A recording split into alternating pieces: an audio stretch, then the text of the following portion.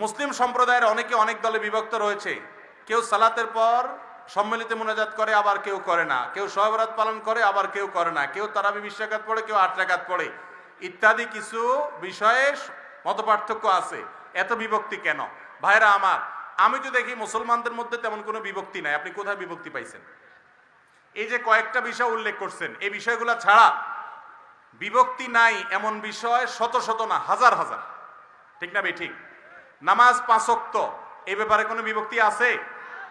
আল্লাহ এক, কোনো বিভক্তি আছে?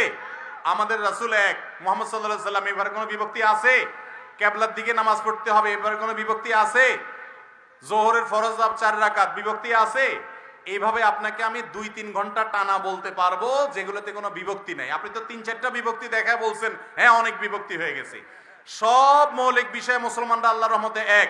শয়তান আমাদেরকে দেখায় যে আমরা এক একজন এক এক